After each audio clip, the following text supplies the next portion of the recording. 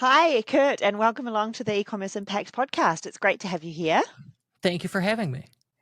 I'm super excited about this. I've been a long time listener of your podcast and general follower of your content. So super excited to actually sit down with you and have a chat. For those who don't know you, do you want to introduce yourself to our audience and let them know a little bit about what you're all about and what you've been working on? Sure. My name is Kurt Elster, and I'm all about Shopify. No, we've been Shopify partners for over 10 years, been working on Shopify exclusively for about 10 years, and I've hosted a podcast on the topic called Unofficial Shopify Podcast for as long, and we're up over 2 million downloads now. Really proud of that.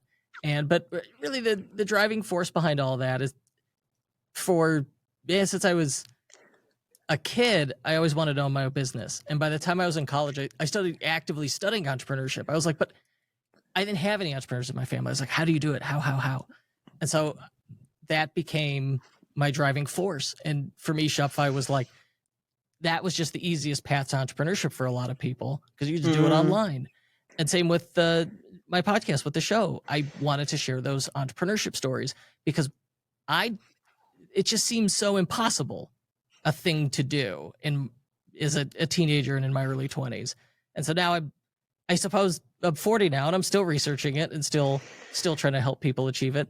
And Shopify just aligned with those goals. I love that. And yeah, it's so true that it seems impossible and it is so hard. And the people that go out there saying that entrepreneurship is easy are just damn liars because it's the hardest thing probably many people will do is running their own business. And we need to help each other as much as we can, right? Oh, absolutely. So when you say Shopify, you have the podcast, which has, a really great big audience now. That's awesome. Tell us a little bit more about your agency. Sure. So yeah, our primary level of effort as far as work goes is theme development. We do just real traditional Shopify work, which is building custom themes, maintaining, supporting, customizing themes, supporting merchants, and migrating stores or setting up new stores on Shopify. And that's our big core competency. And then we dabble in Shopify apps a little bit, and then there's media in there as well. But themes all day. Yeah. Awesome. And for the uninitiated, people that may be just getting started, what does a Shopify theme actually mean? And what does developing a theme really mean when it, in reality? So it's interesting about Shopify is, for me, I don't know about other people, but I always think about it as like that is a website platform built around selling stuff online, around e-commerce. Yeah. But it's for them, they've got this hub and spoke model, and Shopify is the hub, and then you plug in what you need to it. Online store is just one of those spokes. And for the online store, how do you determine how it looks? What's it going to look like? And the answer is a theme. You download a theme, and then you configure it with your content, and that gives you the look, the skin of your store. So just as with consumer electronics, with your computer, your phone, your PlayStation, whatever, maybe you could download a theme to change how it looks. A Shopify online store, the concept is the same. You add the theme, that gives your basic look, but then there's tons of settings and options in there to get the final output of, I have a fancy branded store that looks like me, like my brand. And I guess the goal of the theme is twofold. One is to kind of communicate the brand look and feel, and for that to be whatever the values they want to communicate. And then I guess secondly, it's to make the store work better so that it makes more money, right? Right. It's the advantage to a website, that's your 24/7 salesperson. It's always there, always selling for you. But let's be honest, not all websites are made alike. Even huge good websites can be a little odd, a little strange. And with small business websites, there you really get into some variety and range. Really, really fancy stuff, really bare bones stuff, and stuff that's just like seems to be actively challenging the user, to daring them to try and buy something. Yeah, that's so true. Yeah, still today, right? Some people are like making money despite themselves, which is crazy. Awesome. So I am super excited to get on with our topic that we planned ahead, which is getting your thoughts on what the latest Shopify release. So Shopify Editions Summer 23 has just come out in the last couple of weeks or a week or so, with lots of exciting quote unquote updates to the Shopify platform. many of which will massively benefit merchants and others which may not. I'm not sure. So super excited to chat about this topic for you. What are you most excited about from Summer Editions 2023? Well, the claim with all Shopify Editions announcements is that they have 100+ product updates. I think all of them have had 100+ product updates. And some of those are like, well, this is stuff that they had essentially re-announcing. It's like, well, we'd announced this before, but now this is available to everybody. That's an announcement. And so that's how we get to 100. And then, stuff for developers is mixed in there, so we can throw that out. But within it, there's always going to be dozens of major feature announcements. But Shopify's a big platform and has to appeal to a lot of people, and it also has multiple plans. So within that, there's probably 10 or so major ones that will appeal to a broad base that I picked out. I've made a list. Awesome. Excited to go through it. So do you mess with AI at all? Do I mess with it? I mean, I play around with it. I try and make it, make my job easier, if that's what you mean. And so you use like ChatGPT? ChatGPT, I've played around with a bunch of other tools. I started listening to some podcasts and signing up to some newsletters and just trying stuff out and noodling around. But I haven't found anything that's kind of like built into my workflow of any of my regular tasks just yet. For sure. And, I think we're such early days with AI, but I think the writing's on the wall. No one's really questioning, like, this is here to stay. But now we have to find a use case for it. How useful is this going to be? Is it a novelty? Can we actually make this thing help us in our workflows? And so the one that we've played with is Shopify Magic. Their AI was like the big leading thing for them for Shopify Editions this summer. And Shopify Magic, it's essentially like ChatGPT just inside your workflow. So within the rich text editor in Shopify, so let's say you're looking at a product description, you get a little sparkle magic button, and you click that, and it'll give you some options like, hey, you want to expand this? Do you want to rewrite this? What do you want to do with it? And then one click, boom, it does it. And it does a great job. So it's very much like Shopify just told you, hey, there is a one-click copy editor built into the text editor now. And it's AI powered. It's really good. What's really clever with that stuff is no one likes writing product descriptions, but that's what sells your stuff, right? Like that's the boring reality of selling online is you better get good at copywriting.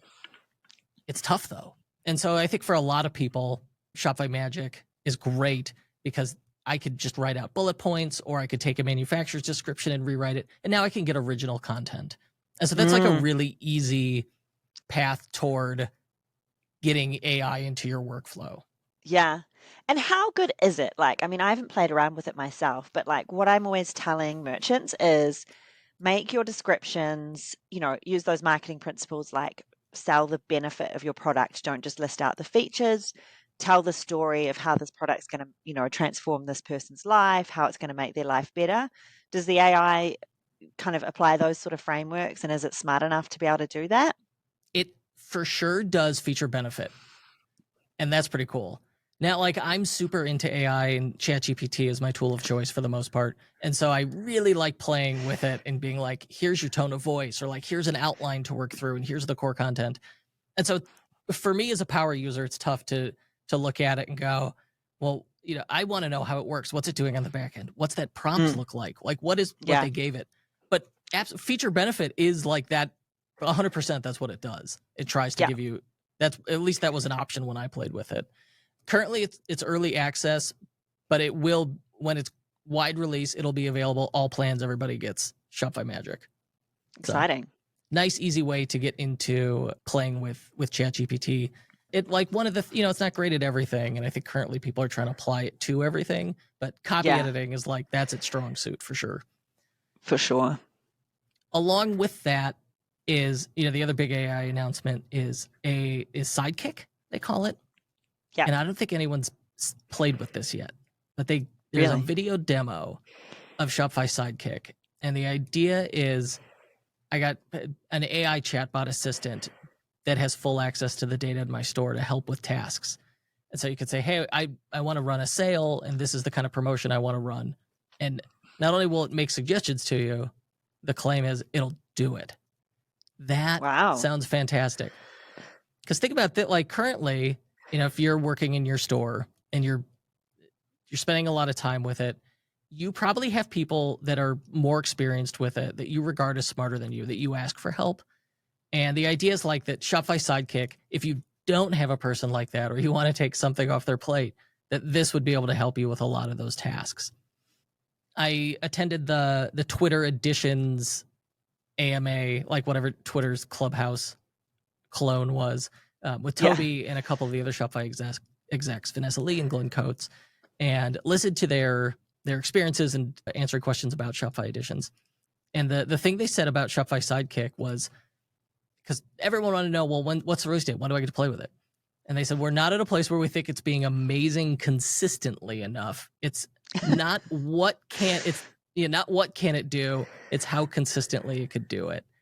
And that's been my experience, especially recently with ChatGPT. Because if I get it really working well, I'll write down all my rules, like this, or all my prompts, put it in a Google Doc, make that an SOP, standard operating procedure, so I can redo it or someone else can redo it.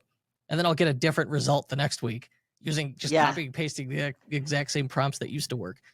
And so, I'm a person and I'm like, I'm conversing with it. If you're trying to use it in this programmatic context like Shopify is, and they need this real consistent result, and they need to be able to vet it against like, all right, you can't make stuff up here. If I'm asking you for analytics, I understand how difficult making this work might be. Like for me, if it did it right 75% of the time, that'd be great. I just fight with it. For them to be able to put it into wide release, it's got to work right 99.9% of the time. Yeah. And so I think for sure that this thing will be really cool and helpful, but it's not, getting it to work as a proof of concept is easy. Getting it to work where you could have 1 million merchants play with it, that's tough. Yeah. So help me understand what you understand this to be. So we're saying you'd go into the Sidekick interface and you would say, hey, I'm going to run a sale, update the pricing for, I don't know, these products. And it would just go and kind of like do it in the back end for you without you having to kind of manually make those tasks happen. Is that what we're talking about here? Potentially, where you could describe your goal, it could go ask you questions and then implement what you're trying to do. It could help you create products. It could do that work. It could also, since it has access to the analytics, you could ask it questions and then potentially it comes back with, hey, here's your average order value from this channel over X number of days. Yeah. Or even better would be if it could make suggestions.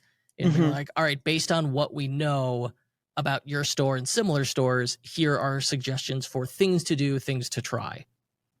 Yeah. So you could ask questions like, what are my most popular products, or what products do I consistently not sell enough of and therefore need to run a sale on?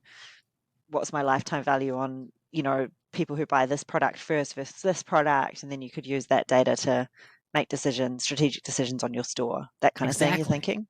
And for sure, ChatGPT could do this. The question is, how many times is it going to make up the answer? And if it's more than 0, like that becomes a serious concern. And so getting it to work, I have no doubt they could do it. Getting it to be reliable, it sounds like that's where they're fighting with it. If this sounds familiar, it's because they used to have a product called Kit years ago. I remember, Kit, Michael Perry was product lead for Kit. And Sidekick has the same description as Kit. It's the same use case, like just extremely, it's the identical idea, certainly in spirit. But the technology wasn't there. Like Siri and my other smart speakers that drive me crazy, they're not that bright. They're dumb. No, I know.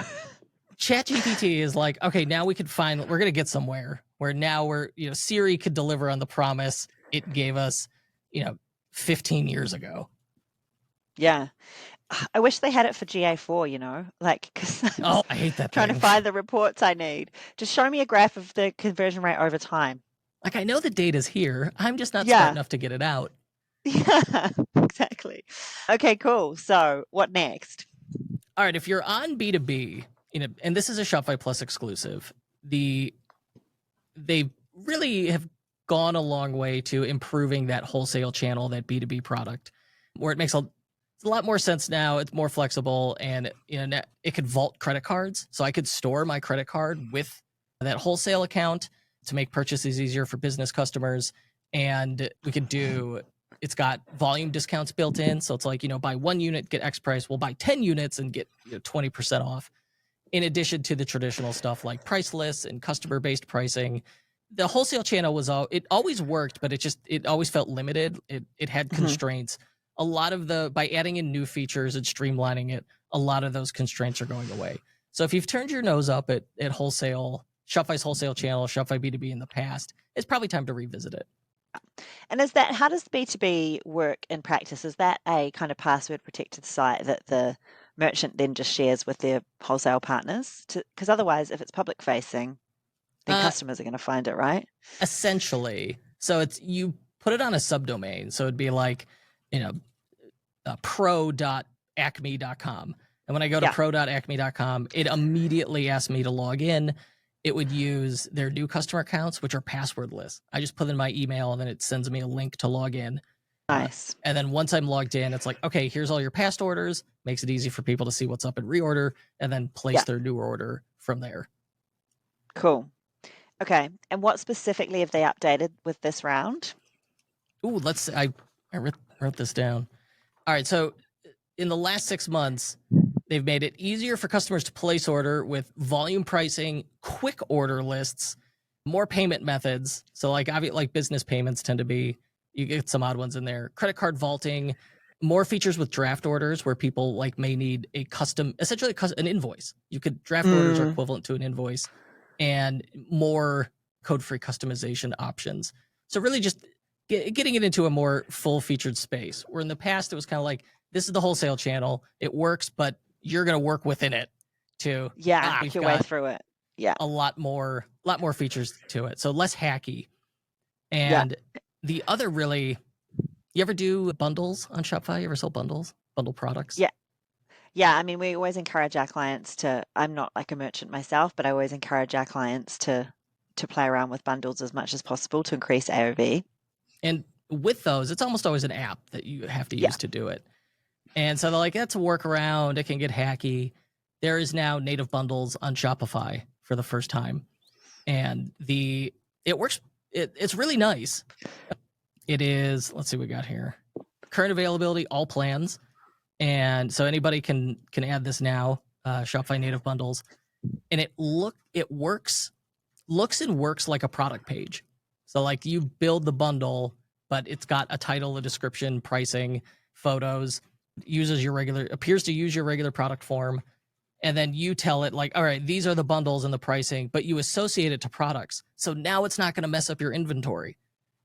So the bundle is a product, and then you could set it up. They support different modes. So it's like a fixed bundle would be like, hey, get a 3-pack of socks, versus it'll support pick and mix type bundles where I select what goes into it and then I get my discount. It's mix and match bundles, they called it. That one seemed really nice, and I think that'll get a lot of use. And if they're sort of like a product, then I guess that will help with integration with Klaviyo as well, potentially, because you can just add a product block in with a bundle, maybe. I hope so. Yeah. Awesome. Yeah, it's amazing they haven't done it sooner. I wonder why they didn't. I think in most cases, it's not that they know they can't. It's all right, there's some trade-off here. There's some workaround that is going to make it suck. And so what can we do about that? And then, when you're building a piece of software this complex, well, what repercussions does that have for other things? So it's like, well, we could make this work if we could just change this one thing, but that's going to break these 5 other things. That would be my suspicion. Yeah, interesting. Awesome. What's next? Well, they're offering native bundles. They're also offering native subscriptions for the first time. So in the past, originally Shopify subscriptions were done where they would hijack your checkout. So it worked, but it was hacky. And then Shopify said, all right, fine. We're going to add official support for it. We can use the regular Shopify checkout. And all our subscription apps got better. And that was not that long ago. That was after 2020. And now they're saying, hey, we got our own native subscription app. And that's free. That's part of the Shopify subscription plan. And let's see what we got here. It supports, customers can pause or skip orders, update payment, do all the standard stuff. but it's not going to do more than that. Whenever Shopify releases a free app or feature that there are apps for currently, they're sensitive to it in that they say, hey, ours is going to work well, but it's not going to have all the bells and whistles that the paid stuff will. And so if you're just a merchant, you got like, look, I got one thing I want to be able to sell a subscription on. This is perfect for you. Versus if like your whole business is subscription, all right, then you probably want something more full featured. Yeah, because I was going to say, it must be pretty horrible to be these apps and then have a release that just kills your whole business. And for sure, stuff like that has happened, and it's part of building in someone else's sandbox. Like it's a realistic risk that you have to take. But in the case of native subscriptions, when people were tweeting things to that effect, CEO Toby had a response to it that I wrote down. He said, our app's basic and utilitarian, but works well. This is meant as a floor. We hope that all apps will raise the ceiling by providing more and more complex and exciting implementations. So for them, it's Love like, it. hey, look, we built this app. That's a shot across the bow with the rest of you. Better step up your game. Yeah, that's awesome. That's a great way of going about it because it forces like continued innovation, which is what helps Shopify ultimately by helping merchants. So, and yet it offers the basics to those that are just getting started, I guess. Yes. Well, and think about like Shopify product reviews. For as long as the platforms existed, they've had this product reviews app. And yet I don't know anyone that uses it. They all use the paid apps because the Shopify product reviews app, it works, it's simple, but it doesn't have any fancy features, including one fatal flaw. It doesn't send review request emails by itself. And so most people just jump straight to a paid app. And so like sometimes these things can coexist peacefully. Yeah. Yeah, interesting. Cool. What other features are you excited about? Well, one-page checkout. So I have yet to have a client store that has the one-page checkout. I've found it on other stores. I went through it. I played with it. It's really cool, but I need to get my grubby bits on it, right? I want to play with it. And it's going to be available for all plans. It's been rolling out to more and more stores. I want to play with this thing so bad. The updated checkout, it's the checkout you know and love, but now it's faster, smoother, and then this additional option of one-page checkout, in theory, boosts conversion rate. And I think they were highlighting 15% for the one-page checkout, which plausible, I believe it, but I want to see it myself. I want to play with it. But what we're hearing here is like, hey, pretty much everybody is going to get access to this, but they're not dropping it on everyone all at once.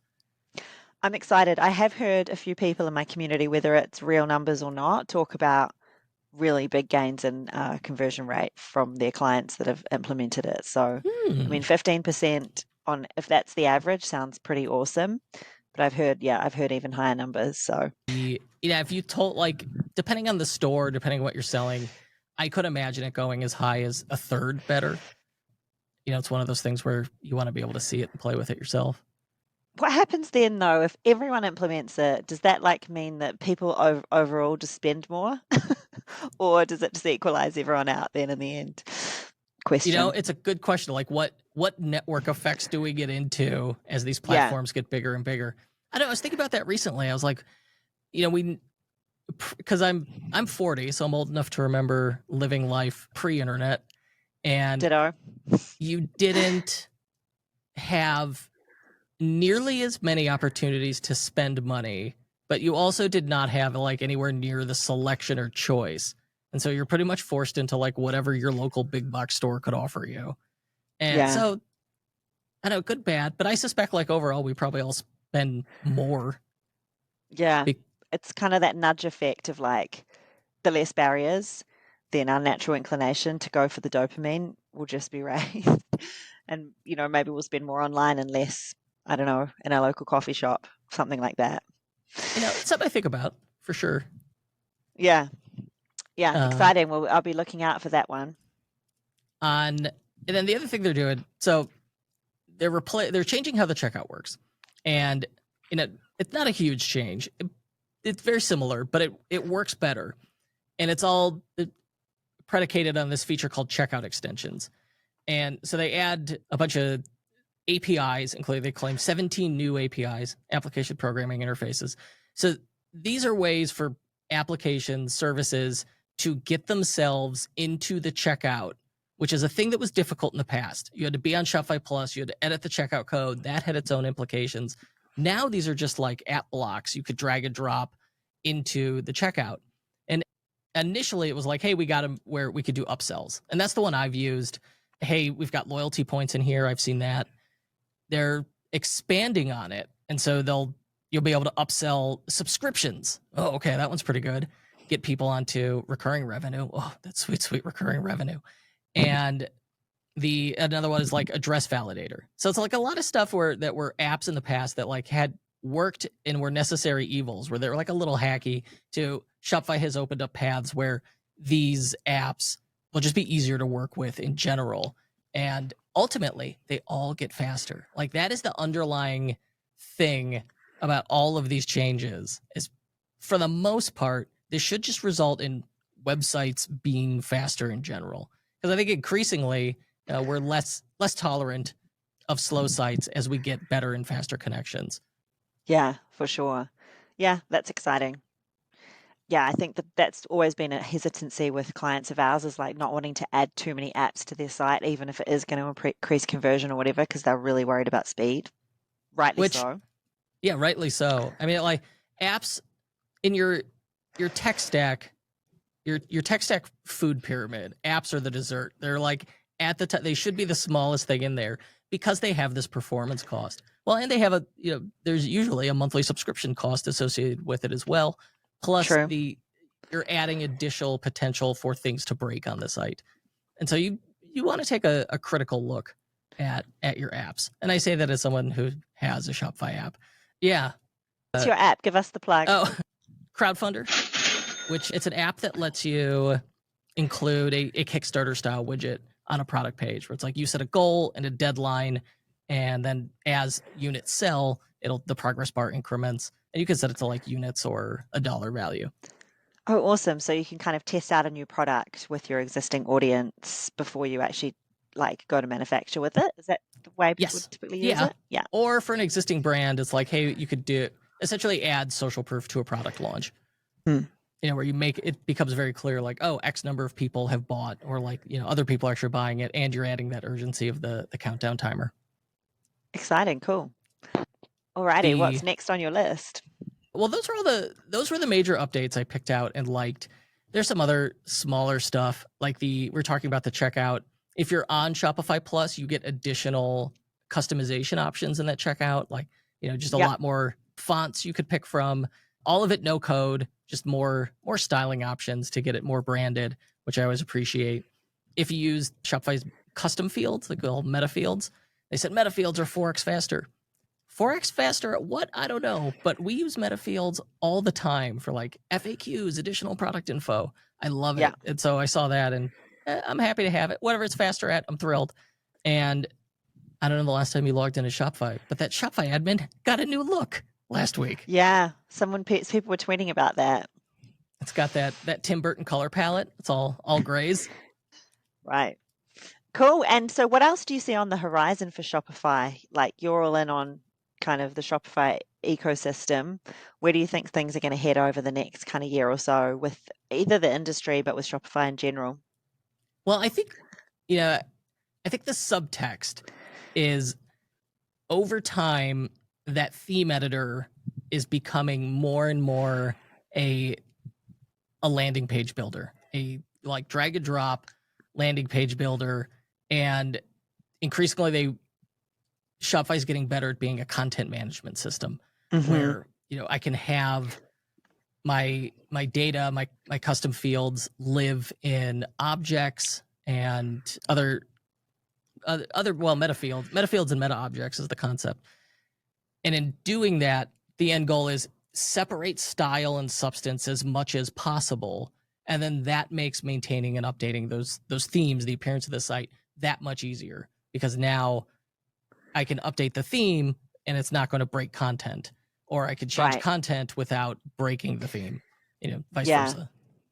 That's really interesting. What are your views on kind of these plug and play apps that do landing page building? The likes of Replo, I think, is one that I've seen. I'm trying to think of the other examples now.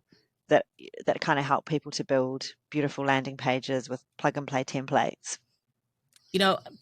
Sometimes I think what they skate by on is using really nice stock photos when you see the demo. And it's like, well, of course, everything looks nice when it's in this sandbox templated version. Where I think they shine is when they give you opinionated templates that are like, hey, here, we know this stuff is going to sell well if you could get your content to fit one of these proven templates. Let them, if we're going to lean on a landing page builder, let them guide you with their templates. And so if that fits your brand and your product, that's great. The downside of it is it's another app, it's another thing to pay for, it's another thing to load.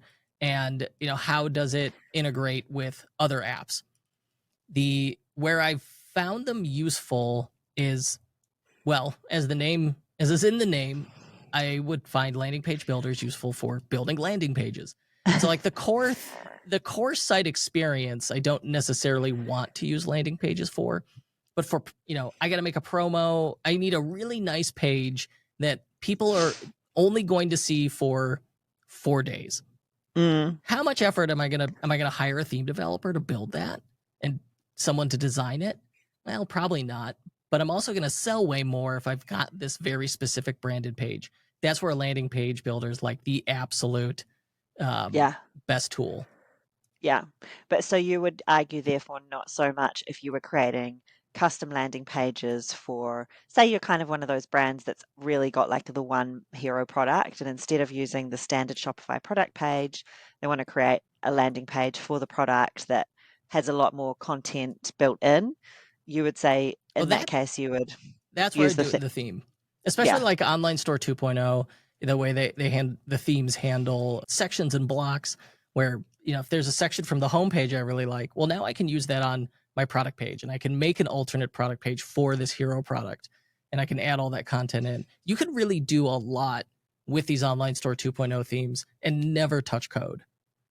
Yeah, that makes a lot of sense. Yeah, there's so many times in a marketer's day, or not at least day, at least their month, when they might just need a quick landing page and they don't want to have to go and involve a whole lot of people. But if you're building something into your site and you're properly testing it and it's going to be a key part of your strategy, then it makes sense, like you say, to like build it properly so that it works with everything else you've got. Yeah. Agree. Cool. Anything else you'd like to share with our audience before we wrap up? No. If you've got questions, I'm up for it. Reply to me on Twitter or comment on LinkedIn, or if you sign up for my newsletter, that's my real email. Just hit reply. I'm happy to answer. Amazing. So what are your Twitter and Instagram? Did you say LinkedIn? What are your main ones? Twitter and LinkedIn. How can we find you there? So Google me, Kurt Elster, kurtelster.com. That's got links to everything, including my newsletter. Or on Twitter, I'm Kurt Inc., KURTINC. Perfect. We will link that in the show notes so everyone can find and follow you. You've got awesome content, so I'm sure everyone will benefit from following along. Thank you. Thanks for coming along, and we'll see you on Twitter. Thanks for having me. No worries. Thanks so much for joining us here on the E-commerce Impact Podcast. If I can ask you one favor, can you please make sure you subscribe? And if you can, leave us a review. It helps us have a much bigger impact with what we're trying to do here at the E-commerce Impact Podcast. Now, if you're ready to take your e-com store to the next level, then go to www.ecommerceimpactpodcast.com and click on the button to book a strategy call with me or my team. We offer a free order of your advertising and a custom growth plan, so you really have nothing to lose by getting in touch and jumping on a call with us. See you soon, and watch out for the next episode in 2 weeks' time.